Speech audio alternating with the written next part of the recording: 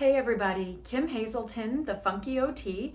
I am coming to you from my office right now. I'm sitting on the floor in my office next to the doors because I want to give you a tip to be able to help your kids continue to do their schoolwork and learn and develop those academic skills that maybe will make it a little less stressful for all of you. So we know schools are currently closed right now, and you've probably been sent materials home to work on with your kids.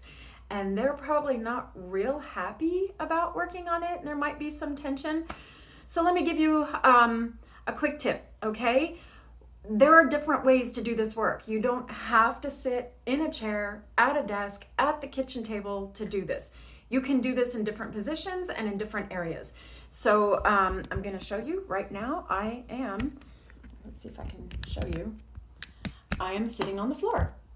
And that is a great place for kids to be able to do their work because sometimes it provides a little more postural support. So maybe if they sit crisscross applesauce or circle sitting, kind of would encourage you to avoid that W sitting pose where their feet are out on either side of, I can't do it very well, but on either side of their bottom. You don't want to do that.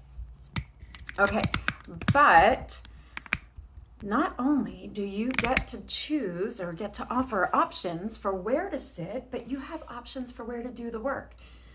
So one of the things that I love to do is work on vertical surfaces. When we do that and we're trying to do writing, it puts the wrist in a position of extension, which gives those flexor muscles here and in here, flexor and opposition muscles, an advantage, okay? So they can use them a little bit better.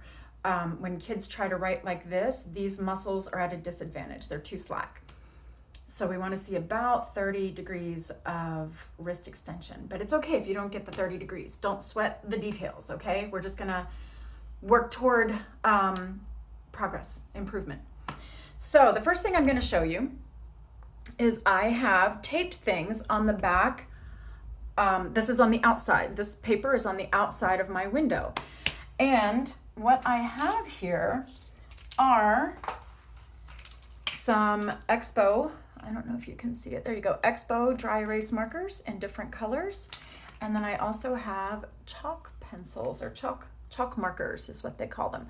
I love the chalk markers. They just are more fun for most kids. But you can use Expo because most people have Expo dry erase markers around the house. And it's super easy to clean these things off of your windows when you're finished.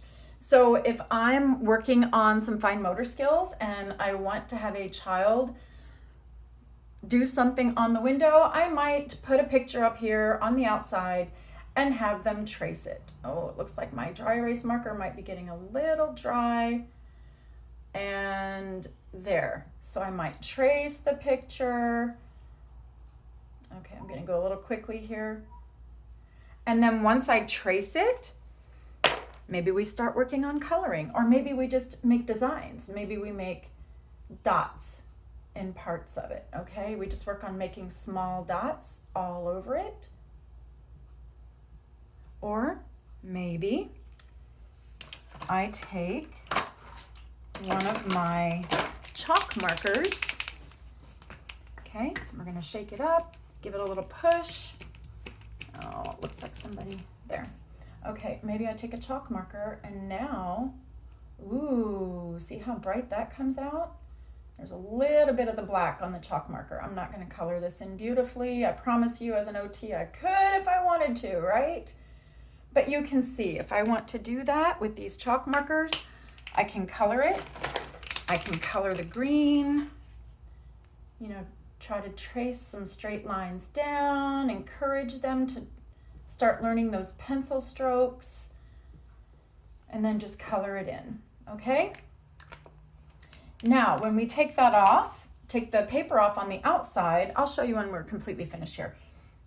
This design is left on the window, and it's a pretty neat little thing for kids to have on their bedroom windows or out in the kitchen or something like that. Here in Florida, a lot of us have those big slider doors onto our patios. So you can have them do it back there and draw like a whole scene if you want to. You don't even have to have something for them to trace. You can just have them free draw, free color, free write, whatever you want to do. So the next thing I want to show you is if you actually need to work on some academic skills, like handwriting or whatever, math or something, then you can actually put things up here on the outside. So if they have worksheets, you can put the worksheet on the outside of the window and have them work that with the chalk markers or the Expo markers. I just wrote Happy Spring, and I'm going to trace that with one of my, one of my chalk markers, okay? So you can see that I wrote the words. Let's see if I have it lined up right. And I'm just going to trace the letters, follow the lines, okay? Super, super simple. And if you use different colors, some kids might want to do rainbow. I'm being a little bit sloppy here. I do apologize. But you know what? If your kids are sloppy, but they get the job done and nobody's screaming or crying, look, I'm going to add my own little exclamation point there. Okay? So if you get the job done and nobody's screaming or crying, that's a success story. Yay! So what I wanted to share about this is I have a friend that lives in another state, and she posted on one of her Facebook posts that their neighborhood started a window scavenger hunt, and the kids are drawing things or taping things to the windows. And then as the families go out for a walk, and the kids are not playing with each other because we're doing that social isolation right now, but they're counting the number of shamrocks, or they're counting the number of flowers or whatever. Well, let's say that your kids have friends. I am so sorry. I dropped my phone. I have a habit of doing that. Let's say your kids have friends in the neighborhood, but you're not letting them get together right now. I mean, that's smart not to let them come into contact. But here's an idea. Have them write messages for each other and put it up on the windows. And then their friends can come and read the message, and then vice versa. When their friends are inside their house, they can write a message on their window. You and your kids can go walk through the neighborhood and read the messages on everybody's windows. It's a nice way to stay connected, especially for kids. Get some exercise, get some fresh air, but to avoid that close contact so that we all stay safe, okay? I'm going to real quick open the door, take these things off of my windows so you can see. Oops, I have to go out here. Hold on.